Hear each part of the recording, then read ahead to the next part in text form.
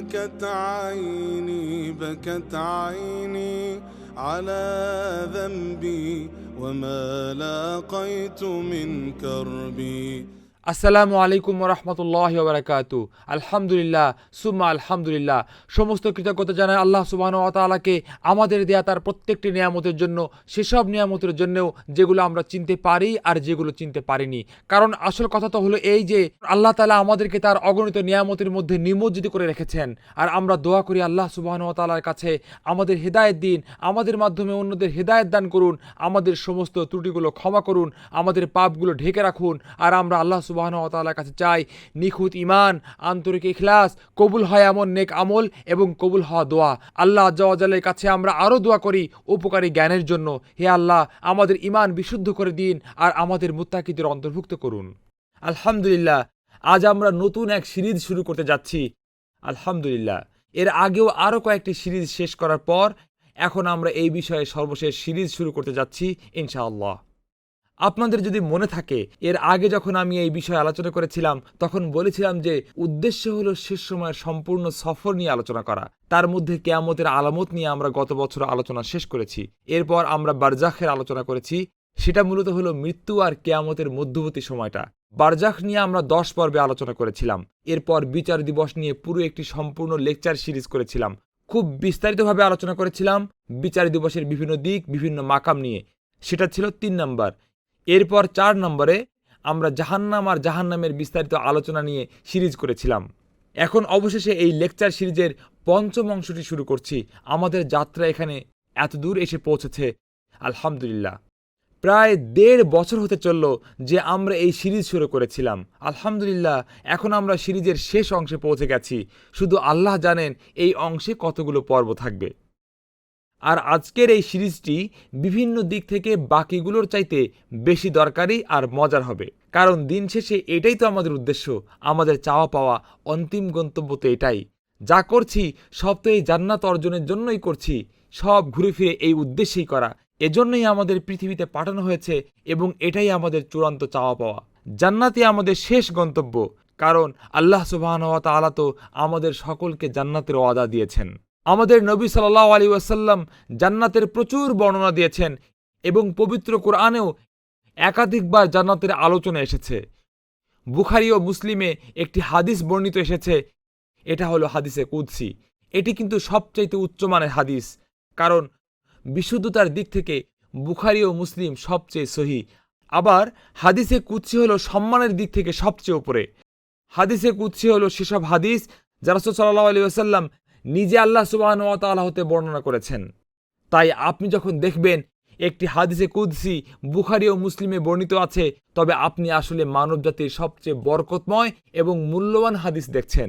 এই হাদিসে কুদসিগুলোর একটিতে বলা হয়েছে যে নবী সাল্লাল্লাহু আলাইহি ওয়াসাল্লাম বলছেন যে আল্লাহ সুবহানাহু ওয়া তাআলা বলেছেন, أعتدت لعباد الصالحين ما لا عين رأت ولا أذن سمعت ولا خطر على قلب بشر. ثم قال رسول صلى الله عليه وسلم اقرأوا إن شئتم فلا تعلم نفس ما أخفي لهم من قرة أعين جزاء بما كانوا يعملون. হাদিসে কুদসিতে আল্লাহ আজ্জা ওয়া জাল বলেন, আমি আমার নেককার বান্দাদের জন্য এমন জিনিস প্রস্তুত করেছি যা কোনো চোখ দেখেনি, কোনো কান শুনেনি, কারো কল্পনায়ও কোনোদিন আসেনি। এই হাদিসটি একটু লক্ষ্য করি। আমরা এখন এমন এক যাত্রা শুরু করতে যাচ্ছি যা বর্ণনা করব মানুষের ভাষায়। মানুষের সাধারণ ভাষায় যা বর্ণনা করব তা কোনো মানুষ কখনো দেখেনি, কোনো কান শোনেনি, কারো কল্পনায়ও কোনোদিন আসেনি। এই হাদিসটি একটু লক্ষ্য করি। আমরা এখন এমন এক যাত্রা শুরু করতে যাচ্ছি যা বর্ণনা করব মানুষের ভাষায়। মানুষের সাধারণ ভাষায় যা বর্ণনা করব তা কোনো মানুষ কখনো দেখেনি, কোনো কান শোনেনি এবং যা কেউ কল্পনাও করেনি। আসলে আমরা আমাদের পুরো সিরিজ দিয়ে সেই বাস্তবতার এক চিমটিও সঠিকভাবে বর্ণনা করতে পারবো না। এটা তো কেবল শুরু মাত্র। এই আলোচনা শুধুমাত্র হৃদয়ঙ্গম করতে শুরু করার জন্য। কিন্তু যাই করি না কেন সেটাও আসল না, সেই বুঝ বাস্তব নয় এবং সেই বুঝ আসল বাস্তবতার খুবই সূক্ষ্ম একটি অংশ। আসলে পরিচয় তো কেউ দেখেনি। মূলত জান্নাত লাভের প্রেরণা হিসেবেই আমাদের মস্তিষ্ক যতটুকু বুঝে ততটুকুই এসেছে। জান্নাতের বাস্তবতা তো মানব ব্যাখ্যার ঊর্ধ্বে, ভাষায় তার হক আদায় সম্ভব নয়। আর এজন্যই নবীজি সাল্লাল্লাহু আলাইহি ওয়াসাল্লাম বলেছেন যে আল্লাহ স্বয়ং বলেন জান্নাতে আসলে কি আছে তা চোখ দেখেনি, কোনো কান শোনেনি, এমনকি কোনো মনও কখনো কল্পনা করেনি। এরপর রাসূলুল্লাহ সাল্লাল্লাহু আলাইহি ওয়াসাল্লাম বলেন, যদি তোমরা এর বাস্তবতার যাচাই করতে চাও তাহলে কোরআনের দিকে তাকাও। এরপর তিনি সূরা সাজদার 17 নম্বর আয়াত তেলাওয়াত করলেন। فلا تعلم نفس ما أخفي لهم من قرة أعين কেউ জানে না তার কৃতকর্মের জন্য কি কি নয়ন প্রীতিকর প্রতিদান লুকায়িত আছে, যা তাকে খুশি করবে। এটা এই কারণে যে جزاء بما كانوا يعملون সে যা করত তার ফলাফল এটা। তাদের কাছ থেকে যা গোপন করা হয়েছে তা সম্পর্কে তারা অবগত নয়। এটা মানুষের দৃষ্টি থেকে গোপন করা হয়েছে, মানুষ জানে না সেটা কি, মানুষ তা কখনো দেখেনি বা কল্পনাও করেনি, তারপরও কোরআনে এর বর্ণনা পাওয়া যায়। এখন প্রশ্ন হলো, কিভাবে কোরআন বর্ণনা করতে পারে সেই অচিন্ত্য বাস্তবতাকে যার কথা আল্লাহ নিজেই বলেছেন কোনো কান শুনেনি? এ বিষয়ে চিন্তা করুন। ولا خطر على قلب بشر لا أذن سمعت ولا خطر على قلب بشر কোনো চোখ দেখেনি, কোনো কান শুনেনি এবং কোনো মন কল্পনাও করেনি। এরপরেও কোরআনে জান্নাতের বর্ণনায় ভরা। এর উত্তর ইবনে আব্বাস রাদিয়াল্লাহু আনহু বাইহাকিতে বর্ণিত একটি বিশুদ্ধ আসারে দিয়েছেন। ইবনে আব্বাস বলেন, ليس في الجنة شيء مما في الدنيا إلا الأسماء এই সিরিজের জন্য এই হাদিসটি অনেক গুরুত্বপূর্ণ। হাদিসটি মনে রাখবেন। জান্নাতে এই দুনিয়ার সাথে মিলে এমন কোনো কিছুই নেই কেবল তার নাম ছাড়া। তার নাম। তাই যখন আল্লাহ জান্নাত বলেন তখন আমরা দুনিয়ার জান্নাতের কথা মনে করি। যখন আল্লাহ বলেন আপেল, যখন আল্লাহ বলেন তাতে খেজুর থাকবে, যখন আল্লাহ বলেন নদী থাকবে, تجري من تحتها الأنهار যখন আল্লাহ বলেন প্রাসাদ, কুসুর, যখন বলেন রুম, ঘুরাফ, আমরা এই শব্দগুলো বুঝি। আমরা এই পৃথিবীতে এই শব্দগুলোর সবচেয়ে চমৎকার কল্পনা করতে পারি। আমরা এই পৃথিবীতে এই বিশ্বের বাস্তবতাকে সবচেয়ে বিচিত্র উপায়ে কল্পনা করতে পারি। কিন্তু জান্নাতের বাস্তবতা শব্দে বর্ণনা করা যায় না। এজন্য শব্দ দিয়ে জান্নাতের হক আদায় হয় না। ইবনে আব্বাস বলেছেন, আখিরাতের জান্নাত এবং দুনিয়ার জান্নাতের মধ্যে শুধুমাত্র জান্নাত শব্দটি ছাড়া আর কিছুই কমন নেই। জান্নাতের ফাওয়াকি অর্থাৎ ফলের সাথে, রুম্মানের সাথে এবং কুসুরের সাথে এই দুনিয়ার ফাওয়াকি, রুম্মানের, কুসুরের সাথে একমাত্র মিল হলো শব্দের। একই শব্দ ব্যবহৃত হচ্ছে, নইলে জান্নাতের বাস্তবতা তো মানুষের কল্পনার বাইরে।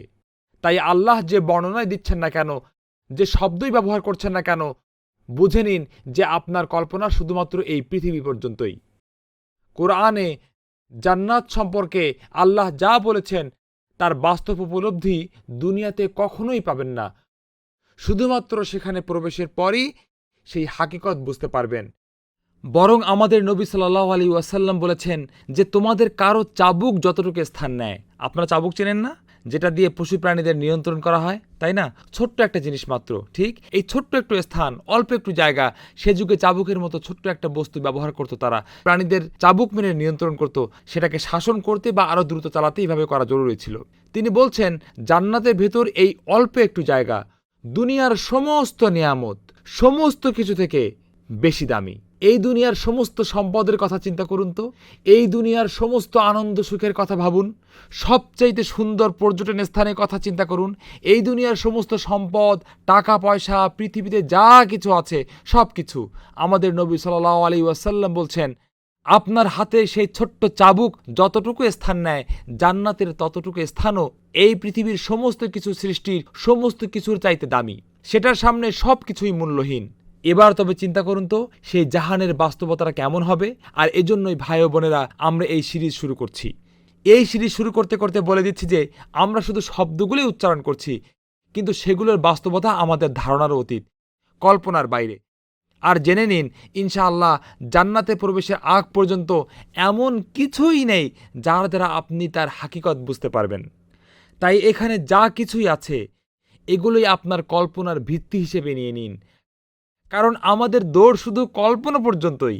প্রকৃত বাস্তবতা, জান্নাতের হাকিকত আমাদের কল্পনার অনেক অনেক উপরে।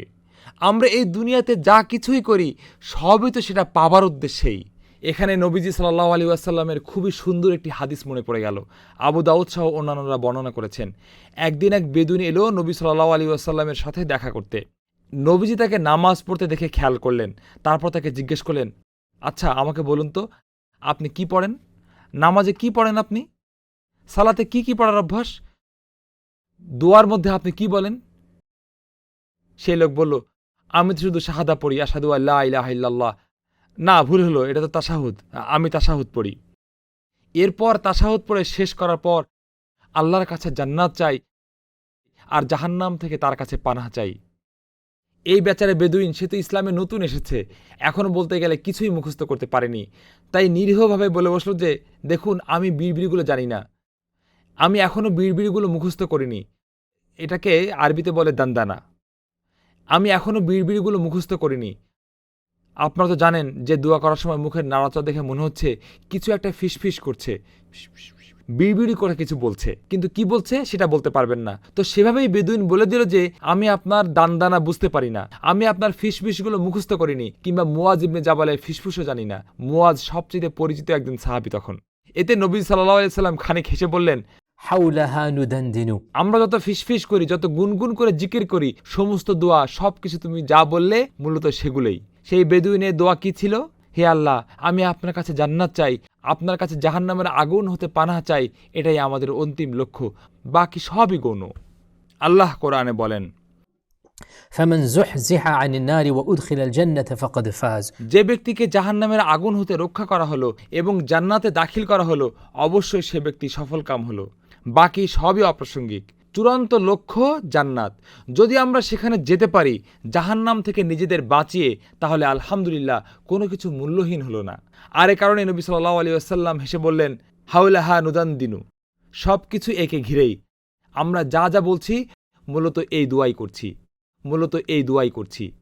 আর হ্যাঁ, আজকের আলোচনা, এই সিরিজের আলোচনায় আমরা জান্নাতের বর্ণনা দেব, জান্নাতের বাস্তবতা নিয়ে বলবো। তবে যা আগেই বলেছি, আমরা শুধু ধারণাই করতে পারি, কিন্তু বাস্তবতা আমাদের ধারণারও অতীত। তাহলে শুরু করছি। আজকের বিষয় হলো জান্নাতের বিভিন্ন নামগুলো যা কোরআনে এসেছে। আল্লাহ সুবহানাহু ওয়া তাআলা কোরআনে জান্নাতের বর্ণনায় কী কী নাম ব্যবহার করেছেন। আচ্ছা, আগে বলে রাখি, আমার এই সিরিজের বেশিরভাগ তথ্য আসবে ইবনুল কাইয়িমের হাদিল আরওয়াহ ইলা বিলাদিল আফরাহ বই থেকে। অর্থ হলো আনন্দের আবাসে আত্মার দিশা। জান্নাতের ফজিলত সম্পর্কে ইসলামের ইতিহাসে সবচেয়ে বিস্তারিত বই এটি। এখানে ইবনুল কাইয়িম অনেক কবিতাও এনেছেন, তবে দুঃখজনকভাবে সেগুলো আমাদের বাদ দিয়ে যেতে হচ্ছে, কারণ সেগুলো সবই আরবিতে। এই বইতে তিনি প্রচণ্ড বিস্তারিতভাবে জান্নাতের বহু বহু ফজিলত, জান্নাত সম্পর্কিত বহু বহু তথ্য একত্রিত করেছেন। তাই এই সিরিজের বেশিরভাগ তথ্যই এই বই থেকে আনব। আর হ্যাঁ, এটা ছাড়াও অন্যান্য রেফারেন্স তো থাকবেই। জান্নাত সম্পর্কিত আরও তথ্য অন্য কোথাও পেলে সেখান থেকে আনবো, তাহলে সিরিজের বেশিরভাগই এই বই থেকে। আর রেফারেন্সগুলোর নামও আমি বলে দেব অনেক সময়। তো চলুন আমরা শুরুতে জান্নাতের নামগুলো দিয়ে শুরু করি। সবচাইতে প্রচলিত আর চিরপরিচিত নাম, যেটা আমরা সব সময় ব্যবহার করি, তা হলো জান্নাত। আসলে খোদ জান্নাত নামটি কোরআনে কম করে হলেও 120 বার এসেছে। কোরআনে কম করে হলেও 120 বার এসেছে। সেই ঠিকানা বলতে এই নামই ব্যবহার করা হয়েছে বারবার। আর জান্নাত বলতে আসলে কি বোঝানো হয়? জান্নাত শব্দের শব্দমূল জিম নুন। আরবি ভাষায় যখনই এই শব্দমূল দিয়ে কোনো শব্দ আসে, তা সবসময় লুকোনো কিছু, ঢেকে রাখা কিছু বোঝায়। আর এর আসল তো সবসময় জিম নুন জানানা, সাদ্দা দিয়ে মিলিয়ে জান্নাহ করা হয়েছে। তাহলে বোঝা গেল আরবিতে যেই শব্দেই জিম নুন দিয়ে হবে, সেখানে লুকোনো কিছু একটা থাকবেই। উদাহরণস্বরূপ, জিন বোঝাতে যেই শব্দ ব্যবহার করা হয়, সেটা আল্লাহর এমন এক সৃষ্টি যাদেরকে আমাদের দৃষ্টি হতে লুকানো হয়েছে। আমরা জিনদের দেখতে পাই না। আর জানিন হলো সেই ভ্রূণ যা গর্ভবতী মহিলার গর্ভের ভিতর লুকিয়ে থাকে। আর মুজিন হলো মাথায় দেবার মতো এমন এক কাপড় যা দিয়ে যুদ্ধে যাবার সময় মাথা ঢাকা হয়, এটা দিয়ে মাথা চেহারা ঢাকা হয়। আর মাজনুন হলো যার মস্তিষ্ক আচ্ছন্ন হয়ে আছে, ঢেকে আছে, তাই সে পাগলামি করে বেড়ায়। তাকে এই কারণে মাজনুন বলা হয়, কারণ তার বোধ বুদ্ধি ঢেকে দেয়া হয়েছে। আর জুন্নাহ শব্দকে ব্যবহার করা হয় ঢাল হিসেবে, যেমন নবী সাল্লাল্লাহু আলাইহি ওয়াসাল্লাম বলেছেন আস-সাওমু জুন্নাহ, অর্থাৎ রোজা রাখা হয় ঢাল স্বরূপ।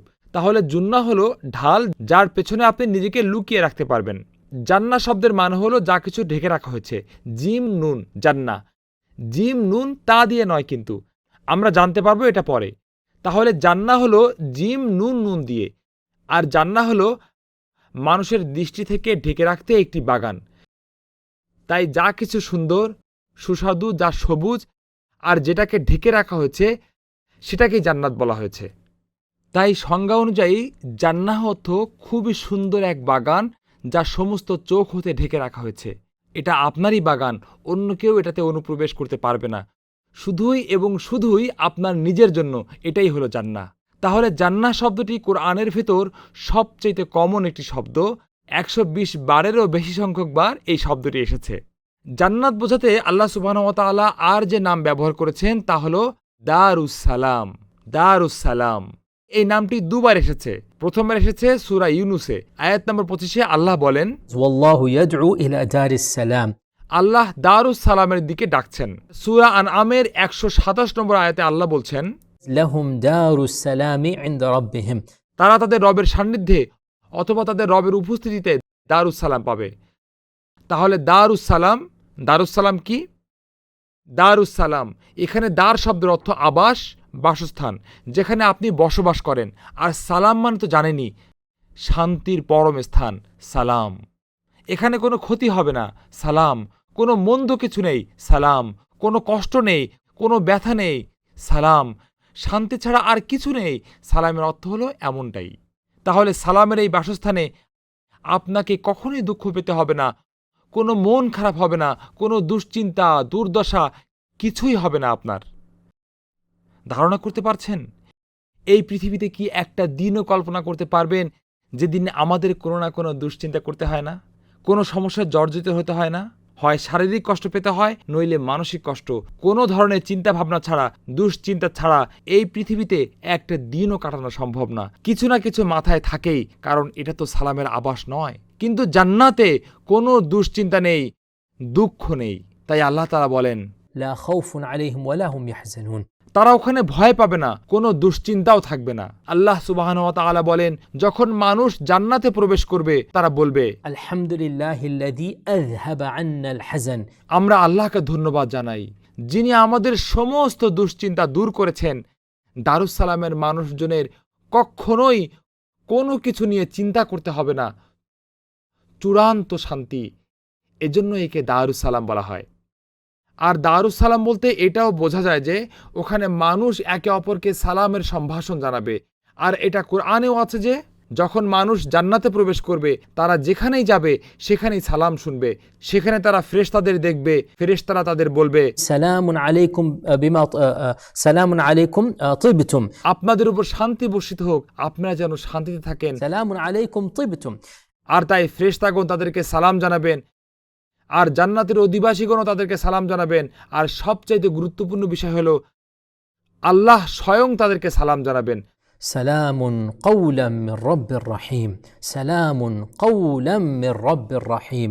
পরম করুণাময় রবের পক্ষ থেকে সালাম শব্দ আসবে। আর সুবহানাল্লাহ, এখানে আমরা সেই জান্নাতকেই দারুস সালাম বলতে দেখতে পাচ্ছি। মনে রাখবেন, আল্লাহর একটি নামও কিন্তু আসসালাম। আল্লাহ হলেন আসসালাম। আল্লাহ আজ্জা ওয়াজালি হলেন শক্তির উৎস, আর তার দিন হলো ইসলাম। আর তিনি আমাদের সালাম দেবার নির্দেশ দিয়েছেন। তিনি দারুস সালামেই আমাদের ডাকছেন। আর সেখানকার ফেরেশতারা মানুষদের সালাম দ্বারাই সম্ভাষণ জানাবে। আর তাই যখন ইসলামের মানুষ, যারা সারা জীবন সালামের সম্প্রসারণ করেছিলেন, পৃথিবীতে ইসলামের অনুসরণ করেছিলেন, তারা আল্লাহ সুবহানাহু ওয়া তাআলাকে মেনেছিলেন, তারা যখন এই দারুস সালামের পথে সফর করেন, তারপর যখন সেই দারুস সালামে পৌঁছান, তখন আসসালাম তাদের সালামের সম্ভাষণ দিয়েই স্বাগত জানাবে। এটাকেই আল্লাহ বলছেন সালামুন কাওলাম মির রাব্বির রহিম। এ কারণেই একে দারুস সালাম বলা হয়, সালামের আবাস। ওখানে কেউ কারো উপর ক্রোধান্বিত হবে না, কেউ হিংসা অনুভব করবে না, কেউ ঘৃণা করবে না অন্য কাউকে। আমাদের নবী সাল্লাল্লাহু আলাইহি ওয়াসাল্লাম বলেছেন, লা ইখতিলাফা বাইনাহুম ওয়ালা তাবাগুদ। জান্নাতে কোনো বিভেদ থাকবে না, জান্নাতে কোনো শত্রুতা থাকবে না। কুলুবুহুম কলবু রাজুলিন ওয়াহিদ। অন্তরগুলো একটি হৃদয়ের মতো একত্রিত হবে। কল্পনা করতে পারেন? প্রতিদিন আমাদের কত কিছু সামাল দিতে হয়, মোকাবেলা করতে হয়, দুঃখ দুর্দশা কটু কথার সাথে, ঝগড়া বিবাদের সাথে, পলিটিক্স, শত্রুতা, আরও কত কি। আমাদের সবাইকেই এসব নিয়েই বাঁচতে হয়। এই পৃথিবীর বাস্তবতা হলো এটাই। জান্নাতে তো প্রথমে ঢুকবেন কিছুই না, কিন্তু শান্তি। কেউই আপনার নামে গাল মন্দ বকবে না, কেউ আপনাকে জ্বালাবে না। তাহলে একে দারুসালাম বলা হবে না কেন? তাই জান্নাতের একটি নাম হচ্ছে দারুসালাম। জান্নাতের বাকি নামগুলোর মধ্যে 3টি নাম এখন একত্রে বলবো, কারণ 3টি নাম প্রায় একই রকমের অর্থের নির্দেশ করে। দারুল খুলদ, দারুল কারার ও দারুল মাকামা। আমরা 3টি নিয়ে আলোচনা করব ইনশাআল্লাহ, 3A, 3B, 3C। দারুল খুলদ, দারুল কারার আর দারুল মাকামা সবগুলোর অর্থ একই, আর সেটা হলো অনন্তকাল, অসীমতা। অর্থাৎ সেখানে তারা চিরকাল, অসীমকাল, অনন্তকাল ধরে বসবাস করবে। এর অর্থ এটাই। এই দ্বার হলো এমন এক বাসস্থান যেখানে কেউ ঢুকলে অনন্তকাল থাকবে, সেখান থেকে কাউকে বের করে দেওয়া হবে না, সেটার কোনো শেষ থাকবে না কখনো। এর অর্থ দারুল খুলদ। দারুল কারার অর্থাৎ সেখানকার দীর্ঘস্থায়িত্ব থাকবে। দারুল মুকামা অর্থাৎ তাদের সেখানে ইকামা থাকবে, তাদের বাসস্থান ওখানেই থাকবে চিরকাল যাবত। আর এই শব্দগুলো কোরআনে তো এসেছেই, যেমন সূরা ফাতিরের 35 নম্বর আয়াতে আল্লাহ বলেছেন, আমি যা বললাম একই কথা বলছেন তিনি। وقالوا الحمد لله الذي أذهب عنا الحزن إن ربنا لغفور شكور الذي أحلنا دار المقامة من فضله। জান্নাতবাসীগণ জান্নাতে প্রবেশ করার সময় বলবে, যাবতীয় প্রশংসা আল্লাহর জন্য, যিনি আমাদের দুঃখ কষ্ট দূর করে দিয়েছেন। আমাদের প্রতিপালক অবশ্যই পরম ক্ষমাশীল, ভালো কাজের বড়ই মর্যাদা দানকারী। তিনি আমাদের স্বীয় অনুগ্রহে আমাদেরকে স্থায়ী আবাস বা দারুল মাকামা দান করেছেন। দারুল মাকামা যখন তারা জান্নাতে প্রবেশ করবে, বুঝতে পারছেন সেটা সাময়িক হবে না। প্রত্যেকবার আমরা বাসা বদলাবার পর ভাবি, এখানে কতকাল থাকতে পারবো, আমাদের পরবর্তী বাসস্থান কেমন হবে, আমরা কিছুই জানি না। কিন্তু জান্নাত হলো দারুল মাকামা, আমাদের স্থায়ী নিবাস। এ কারণে আল্লাহ একে দারুল মাকামা বলেছেন। আর দারুল কারার শব্দটি কোরআনে এসেছে সূরা গাফিরের 39 নম্বর আয়াতে। وإن الآخرة لهي دار القرار। নিশ্চয়ই আখিরাত এটা হলো দারুল কারার, এটা চিরকাল থাকবার এক নিবাস, কোনো পরিবর্তন নেই এতে, এটা অনন্তকাল স্থায়ী হবে, অনন্তকাল স্থায়ী হবে। তো এই শব্দগুলো কোরআন আখিরাত বোঝাতে ব্যবহার করেছে। আর বিশেষ করে জান্নাত হবে একটি দ্বার, এমন এক দ্বার এমন এক দ্বার বা নিবাস যেখান থেকে বের হবে না কেউ, সেখানে স্থায়ীভাবে থাকবে। কোরআনে ব্যবহৃত আরেকটি কমন পরিভাষা হলো দারুল আখিরা। দারুল আখিরা অর্থাৎ পরকালের নিবাস, পরের জীবনের নিবাস। কোরআনে এই পরিভাষাটি 10 বার এসেছে। সাধারণভাবে বললে আল্লাহ সুবহানাহু ওয়া তাআলা এই পৃথিবীর সাথে পরকালের তুলনা করতে এই পরিভাষা ব্যবহার করেছেন, যেন এর মাধ্যমে আল্লাহ বলেছেন, এই পৃথিবী হলো ক্ষণস্থায়ী, এই পৃথিবীর জীবন স্থায়ী নয়। তাহলে এই পরকালের স্থায়ী নিবাসের বদলে কিভাবে তুমি এই ক্ষণস্থায়ী জীবন পছন্দ করতে পারো? তাই এই পৃথিবীর সুখের সাথে পরকালের সুখ আনন্দের তুলনা করতে হলে এই পৃথিবীর ক্ষণস্থায়িত্ব প্রকৃতি বোঝাতে এটা এসেছে। এই পৃথিবী হলো দারুল দুনিয়া।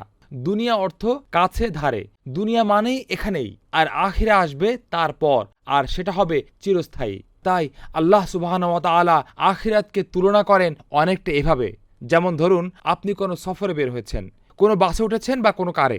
এখন কল্পনা করুন মধ্যরাস্তায় খানিকক্ষণের জন্য একটু থেমেছেন, হাত মুখ ধোয়ার জন্য, নাস্তার জন্য, ঠিক আছে? এই ক্ষণিক অপেক্ষার সময়টাই হলো দুনিয়া। এটা ক্ষণিক বিরতি মাত্র।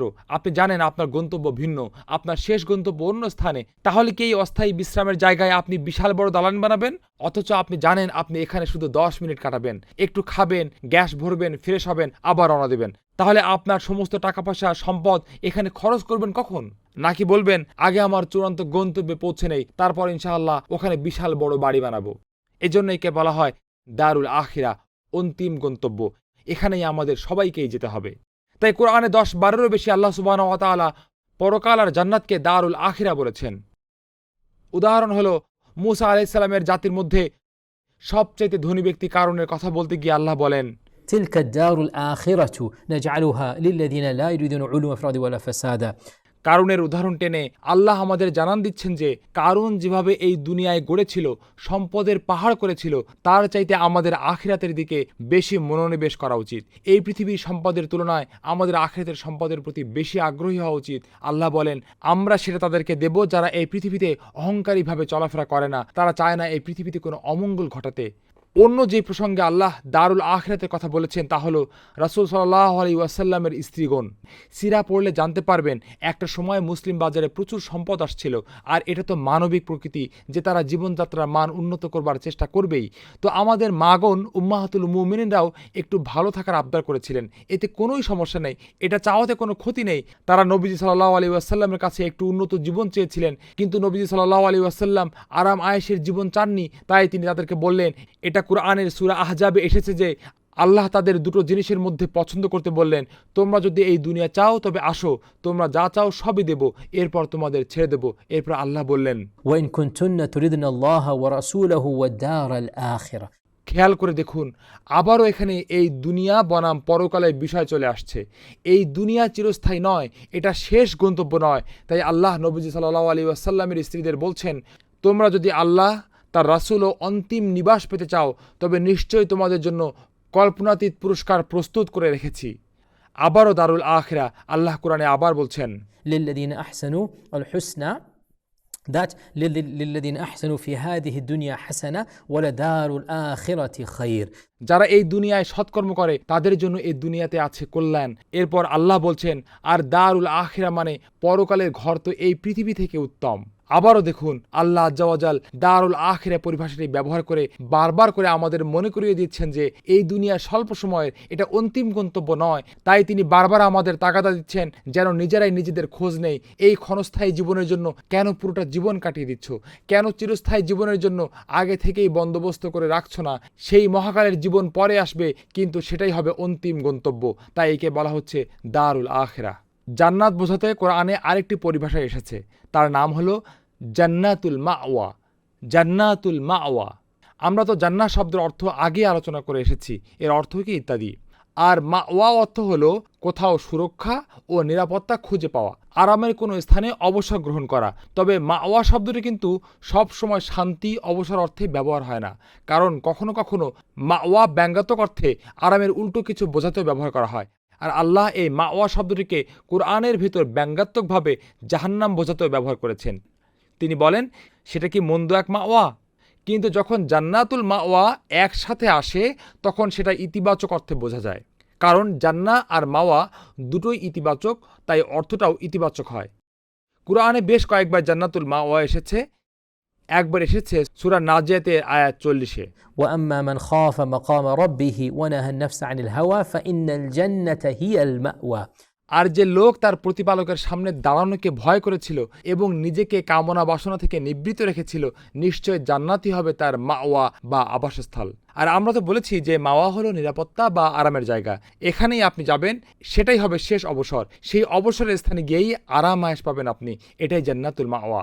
সূরা আন-নাজমের আয়াত 15-তে আল্লাহ বলেন, عند سدرة المنتهى عندها جنة المأوى। সর্বোচ্চ বৃক্ষকুল কাছে, ওপর বা কুল গাছটির সাথে, অর্থাৎ আল্লাহ সর্বোচ্চ সৃষ্টির কাজ হলো জান্নাতুল মাওয়া। কেউ কেউ একে এই কারণে জান্নাতুল মাওয়া বলছেন যে স্বয়ং জিব্রাইল, মিকাইল ও অন্যান্য ফেরেশতাগণ তারা জান্নাতুল মাওয়ার কাছে গিয়ে সেখানে আশ্রয় নেন, অর্থাৎ তারা জান্নাতে যান, সেটাই তাদের মাওয়া। তাই আমাদের জন্য সেটা মাওয়া হবে। কেউ কেউ বলছেন জান্নাতুল মাওয়া হলো জান্নাতের একটি মঞ্জিল, সম্পূর্ণ জান্নাত নয়। আবার অন্যান্যরা বলছেন সম্পূর্ণ জান্নাত নিশ্চয়ই মাওয়া। এই দুটো বক্তব্যের মাঝে তেমন সাংঘর্ষিক কিছু নেই, শুধু টেকনিক্যাল পার্থক্য দেখা যায়। কারণ জান্নাত তো অবশ্যই মাওয়া হবে সবার জন্য, আবার হতেও পারে যে জান্নাতের একটি স্তরের নামও মাওয়া। এটা তারা সূরা নজম থেকে পেয়েছে, কারণ আল্লাহ আজ্জা ওয়া জাল সেখানে নির্দিষ্ট করে বলেন যে জান্নাতুল মাওয়াই হলো ওখানে যেখানে সিদরাতুল মুনতাহা আছে। তাই আপাত দৃষ্টিতে মনে হয় যেন সর্বোচ্চ স্তর কিংবা সবচেয়ে উঁচু স্তরগুলোর মধ্যেই জান্নাতুল মাওয়া অবস্থিত। আমরা এভাবে বিষয়টি বুঝতে পারি। অন্যরা এভাবেও ব্যাখ্যা করেছেন যে হ্যাঁ, আল্লাহ এখানে জান্নাতুল মাওয়া বলেছেন, কিন্তু সম্পূর্ণ জান্নাতের বর্ণনাই হলো জান্নাতুল মাওয়া, আর দুটি মতই বৈধ, একটি অন্যটির সাথে জড়িত, দুটির মাঝে তেমন দ্বন্দ্ব নেই। কোরআনে ব্যবহৃত জান্নাতের আরেকটি পরিভাষা হলো জান্নাতু আদন। জান্নাতু আদন, এই জান্নাতু আদন নামটি কোরআনে কম করে হলেও 10 বার এসেছে। 10 বার আল্লাহ জান্নাতকে জান্নাতু আদন নামে অভিহিত করেছে। আর এই আদন শব্দের অর্থ আগে একটি লেকচারে ব্যাখ্যা করে দিয়েছিলাম, তবুও সেটা নিয়ে আবারও আলোচনা করতে সমস্যা নেই। জনপ্রিয় ভাষাবিদ আর রাগিব আল আসফাহানির মতে এই আদন নামক পরিভাষাটির অর্থ হলো দৃঢ় থাকা, শক্ত হয়ে দাঁড়িয়ে থাকা। ইস্তাকাররা। আরবি ভাষার আরেকজন জনপ্রিয় পণ্ডিত ইবনে মঞ্জুর তার প্রধান কিতাব লিসানুল আরবে বলেন যে আদন মানে হলো কোনো স্থানে অবস্থিত থাকা। আর এই কারণেই যখন কোনো ধন দৌলত কোনো স্থানে অনেক লম্বা সময় যাবৎ থাকে, এরপর সেটাকে পাওয়া গেলে বলা হয় মা আদন, কারণ সেটাকে ওখানেই পুঁতে রাখা হয়েছিল, মাটিতে একই স্থানে লুকানো অবস্থায় ছিল। আর ইংরেজি ভাষীদের জন্য এই আদন শব্দটি তো আরও পরিচিত হবার কথা, কারণ এই শব্দ অন্যান্য ধর্মগ্রন্থেও পাওয়া যায়। বাইবেলীয় ধর্মগ্রন্থে বলা হচ্ছে garden of Eden, garden of Eden. আর আমরা আগেরকার আক্কাডিয়ান ভাষাতে একটি শব্দ না ইডেন নামে। এরপর সামিরীয়দের কাছে ইডেন এর অর্থ হলো সমতল ভূমি, সমতল প্রান্তর। আবার আরামাইক ভাষার অর্থ হলো ফলবান, ফলদায়ক, সিক্ত অর্থে। এখানে আদন শব্দটি প্রাচীন আরামাইক ভাষার অর্থে এসেছে, অর্থাৎ ফলদায়ক এবং সিক্ত। তাহলে দেখা যাচ্ছে এসব কিছু থেকেই বোঝা গেল পূর্বের ধর্মগ্রন্থগুলোতে আদন ছিল। আল্লাহ সুবহানাহু ওয়া তাআলা জান্নাত বলতে আদন শব্দ আগের ওহীগুলোতেও নাজিল করেছিলেন, আর সেই একই শব্দ এই ওহীতেও নাজিল করেছেন, জান্নাতু আদন। কোরআনে 10 বার এই নামটি এসেছে। কোরআনে শুধুমাত্র একবার খুবই কৌতূহলোদ্দীপক এক নাম ব্যবহার করেছেন জান্নাতকে বোঝাতে, দারুল হায়াওয়ান, দারুল হায়াওয়ান, অর্থাৎ প্রাণীদের নিবাস। এখন আপনি যখন আরবি শেখেন শুরুতে শুধু নতুন নতুন আরবি শব্দ শেখা শুরু করেছেন, তবে হাইওয়ান বলতে আপনি বুঝবেন কোনো প্রাণী। এমনকি অনেক আরবরাও এই কথা এভাবেই বুঝবে, তারাও না বুঝে বলবে আরে দারুল হায়াওয়ান কি, এটার মানে তো প্রাণীদের নিবাস, কারণ প্রাণীদেরকেই আরবিতে হাইওয়ান বলে। আসলেই সত্যি, আরবিতে হাইওয়ান শব্দের একটু অর্থ আসলেই প্রাণী। ইংরেজি শব্দ এনিম্যালের আরবিতে শব্দই হলো হাইওয়ান। এখন আপনি যখন চিড়িয়াখানায় যান তখন এই চিড়িয়াখানার নাম আরবিতে হলো হাদিকাতুল হাইওয়ান, প্রাণীদের বাগান, এটাই চিড়িয়াখানা। তাহলে জান্নাতকে কেন দারুল হাইওয়ান বলা হচ্ছে? আর একটা ব্যাপার দেখুন, নামটা কোরআনের কোথায় আসছে? সূরা আনকাবুত আয়াত 64। আল্লাহ বলেন কোরআনে, ওয়াইন্নাদ দারাল আখিরাতা লাহিয়া আল হায়াওয়ান। আর আখিরাতের নিবাস হলো সেটাই, এটাই হায়াওয়ানের নিবাস, দারুল হায়াওয়ান। তাহলে জান্নাতকে কেন দারুল হায়াওয়ান বলা হচ্ছে? আর এই একই শব্দ আবার প্রাণীদের ক্ষেত্রেই ব্যবহৃত হচ্ছে। হায়াওয়ান শব্দটি আরবি ভাষার হায়াত শব্দ থেকে আসছে, আর হায়াত মানে হলো জীবন, হায়াত মানে বেঁচে থাকা। জান্নাতকে দারুল হায়াওয়ান বলা হচ্ছে কারণ সেখানে আসল জীবন শুরু হয়। আমরা এখানে যেভাবে বেঁচে থাকছি এটার মধ্যে জীবন নেই, এটা হলো অর্ধ জীবন।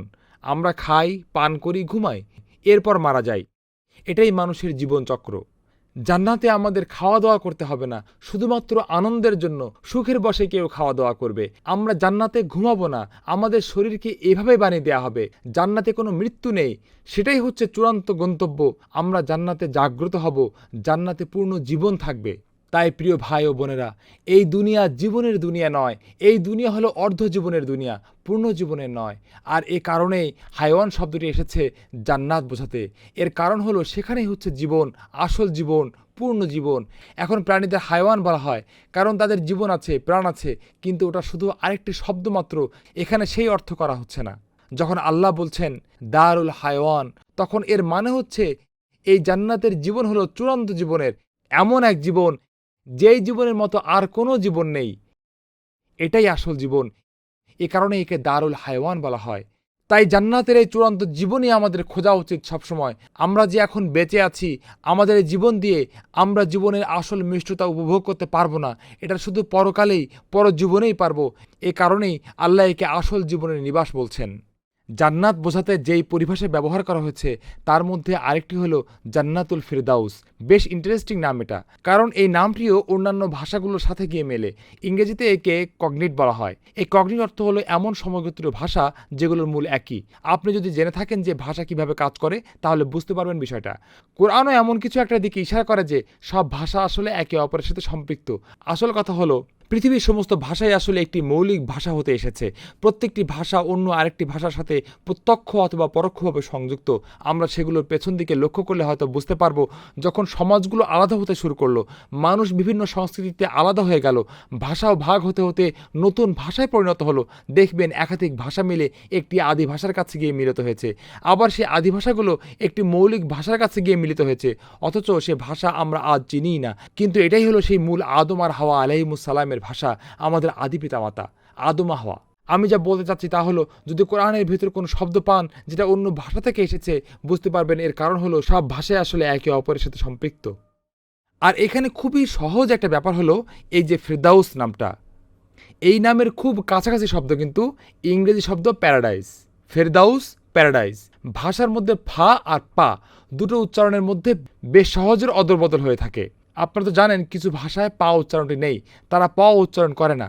যেমন ধরুন আরবি ভাষায় প এর উচ্চারণ নেই। আর ইংরেজির এই যে প্যারাডাইস শব্দটি, এটার সাথে আরবি ফেরদাউসের এত মিল কেন? কারণ দুটোই আসলে একই শব্দ, অন্তত শব্দ দুটোর পূর্বপুরুষ হয়তো একই ছিল, এরপর পরবর্তী সময়ে শব্দটি আলাদা হয়ে ভিন্ন ভিন্ন ভাষায় গিয়ে ঢোকে। তো এই যে ফেরদাউস শব্দটি, কিছু পূর্ববর্তী পণ্ডিতগণ বলেন, অর্থাৎ শুরুর দিককার কিছু ব্যাকরণবিদ যেমন জাজ্জাজের মতে ফেরদাউস শব্দটি আরবি নয়, বরং তার মতে শব্দটি সম্ভবত রোমীয়, যার মানে ল্যাটিন, আর এই শব্দের অর্থ হলো বাগান বা বুস্তান।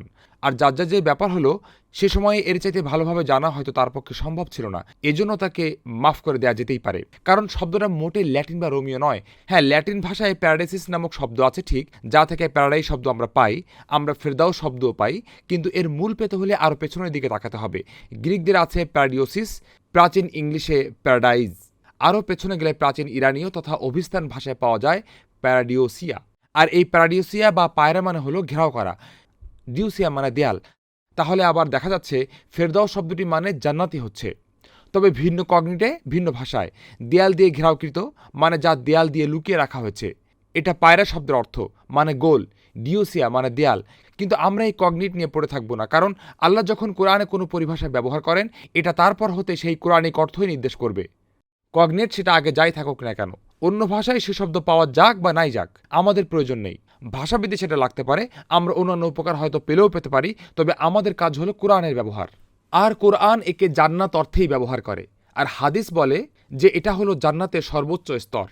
এখন কোরআনে এই ফেরদাউস নামটা কিন্তু কোরআনে 2 বার এসেছে, মাত্র 2 বার। সূরা মুমিনুনে আল্লাহ সুবহানাহু ওয়া তাআলা মুমিনদের বৈশিষ্ট্যের লম্বা তালিকা দিয়েছেন। আর আল্লাহ তাআলা বলেন কারা এটা করতে পারবে। আয়াত 10 থেকে 11তে তিনি বলেন, আল্লাযীনা ইয়ারিসুনাল ফিরদাউসা হুম ফিহা খালিদুন, যে কেউই তা করতে পারবে তারাই হবে উত্তরাধিকারী, অধিকারী হবে ফিরদাউসের, যাতে তারা বসবাস করবে চিরকাল। তাহলে আল্লাহ আজ্জা ওয়াজাল ফিরদাউস শব্দটি সূরা মুমিনুনে উচ্চারণ করেছেন। এরপর সূরা কাহফের একদম শেষের দিকে 107তম আয়াতে আল্লাহ বলেন, যারা ঈমান আনে আর সৎ কাজ করে তারা জান্নাতুল ফিরদাউস পাবে। তো এই 2 বার কোরআন ফিরদাউস শব্দটি ব্যবহার করেছে। আর আমি যা বলছিলাম যে নবীজি সাল্লাল্লাহু আলাইহি ওয়াসাল্লাম আমাদের বলেছেন জান্নাতুল ফিরদাউস কি। জান্নাতুল ফিরদাউস হলো জান্নাতের সর্বোচ্চ স্তর, সবচেয়ে উঁচু মাকাম সেটা। আমরা সেটা নিয়ে পরের লেকচারে বিস্তারিত আলোচনা করব। তাহলে জান্নাত বলতে একটি পরিভাষা যা কোরআনে ব্যবহৃত হয়েছে, তা হলো ফিরদাউস। আর এই ফিরদাউস শব্দের কাছাকাছি ইংরেজি শব্দটি হলো প্যারাডাইস। জান্নাতকে বর্ণনাকারী আরেকটি পরিভাষা হলো জান্নাতিন নাঈম। জান্নাতিন নাঈম এটা কোরআনে একবার এসেছে। আল্লাহ বলেন, ইন্নাল্লাযীনা আমানু ওয়া আমিলুস সালিহাতি লাহুম জান্নাতুন নাঈম, নিশ্চয় যারা ঈমান আনে আর সৎ কাজ করে তারা জান্নাতিন নাঈম পাবে। নাঈম অর্থ কি তাহলে? নাঈম হলো নিয়ামত শব্দের বহুবচন।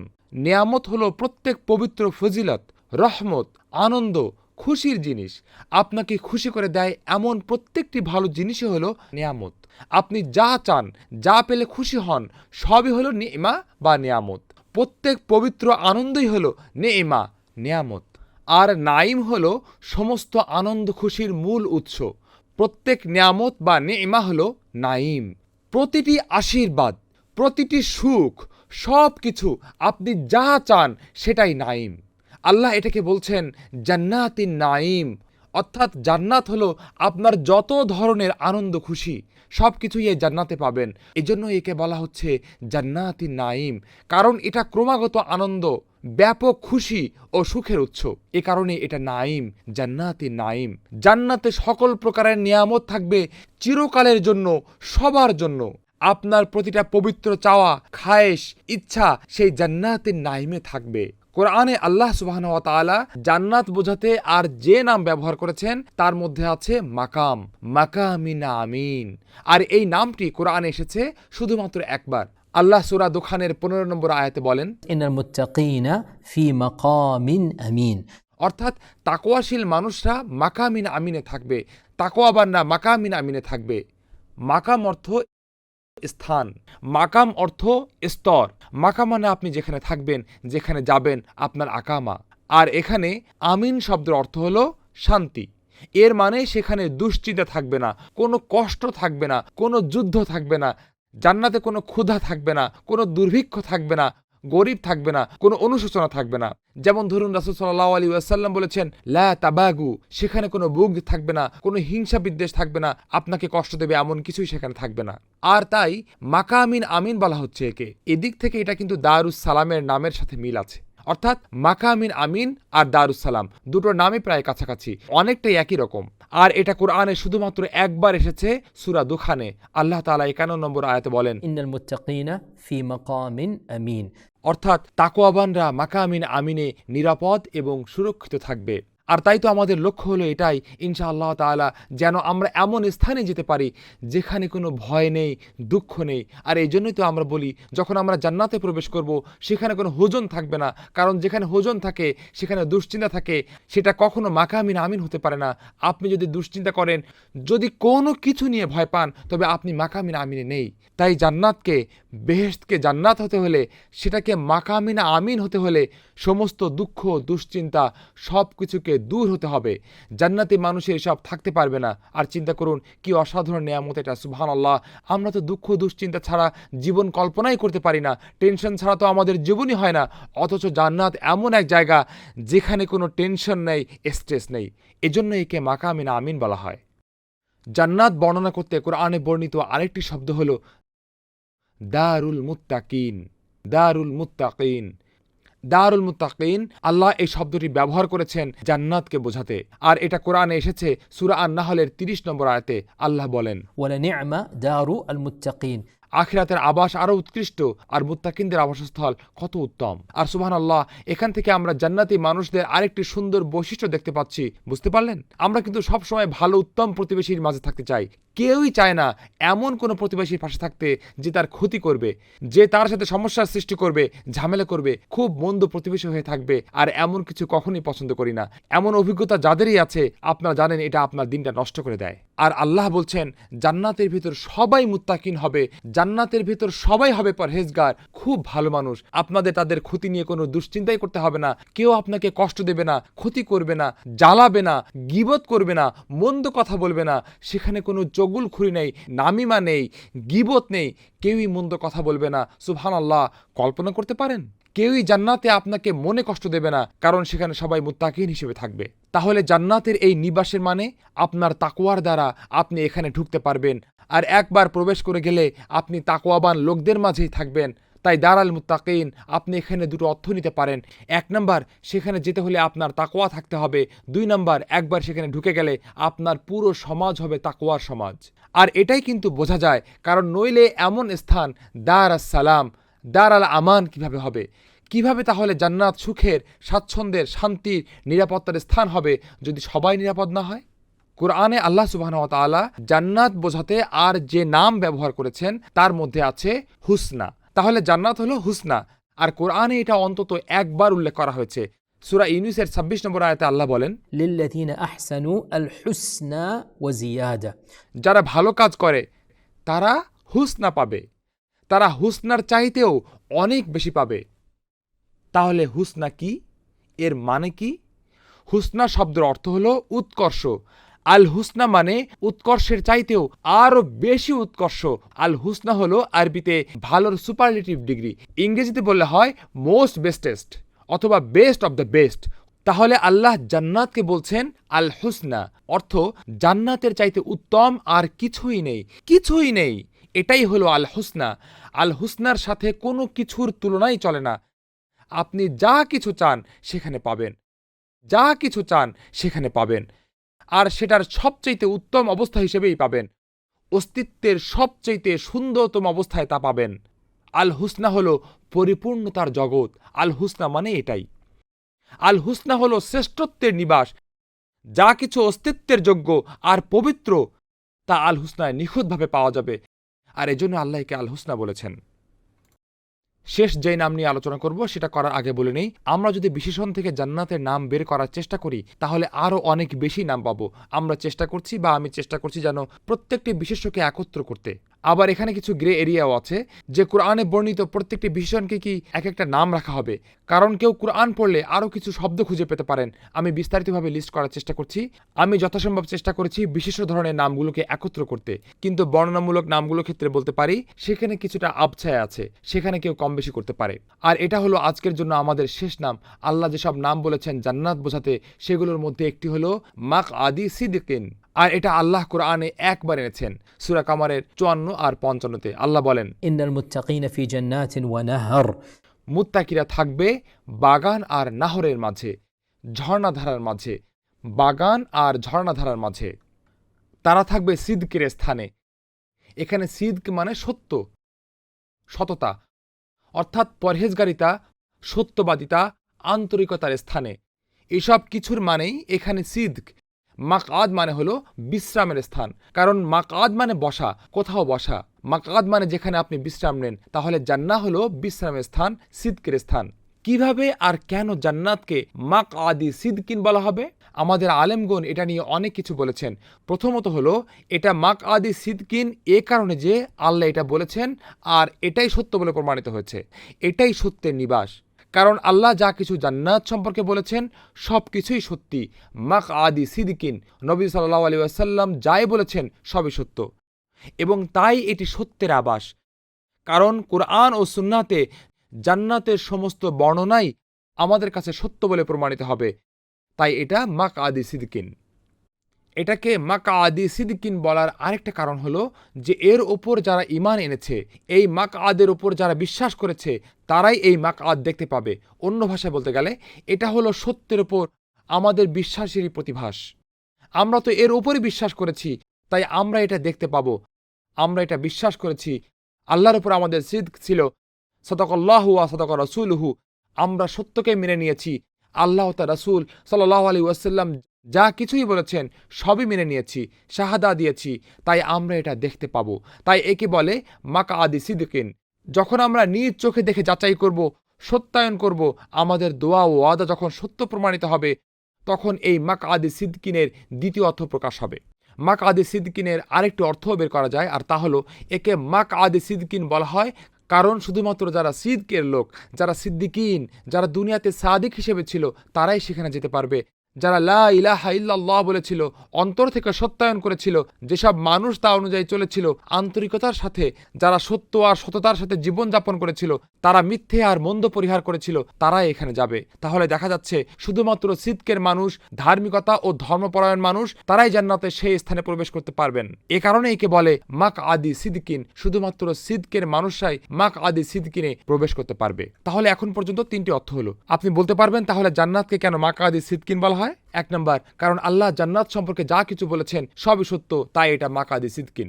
2 নম্বর, শুধুমাত্র যারা আল্লাহর জান্নাত সম্পর্কে সত্য বর্ণনাকে বিশ্বাস করেছে, ঈমান এনেছে, তারাই শুধু জান্নাতে গিয়ে সেটা দেখে সত্যায়ন করতে পারবেন। আর 3 নম্বর হলো শুধুমাত্র যেসব লোক দুনিয়াতে সাদিকিন হিসেবে ছিলেন, সত্য কথা বলতেন, মিথ্যা কথা বলতেন না, মন্দ থেকে দূরে থাকতেন, সততার সাথে জীবন পরিচালনা করতেন, মানুষকে ধোঁকা দেওয়া পরিহার করতেন, মুনাফিকি করতেন না, তারাই শুধুমাত্র জান্নাতে প্রবেশ করতে পারবেন। সুতরাং ভাই ও বোনেরা আমার, এগুলো হলো কোরআনে আল্লাহর উল্লেখিত জান্নাতের কিছু প্রধান নামগুলো। আর সুন্নাতে বর্ণিত নামগুলো ইনশাআল্লাহ পরে সেশনে আমরা পরবর্তীতে জান্নাতি মানুষদের জান্নাতে ঢোকার সময়ের বর্ণনা নিয়ে আলোচনা করব। এরপর আমরা জান্নাতের পুরো বর্ণনা নিয়ে আলোচনা করব পরের সপ্তাহে। জাযাকুমুল্লাহু খাইরান, ওয়াসসালামু আলাইকুম ওয়া রাহমাতুল্লাহি ওয়া বারাকাতুহু। بكت عيني بكت عيني على ذنبي وما لاقيت من كربي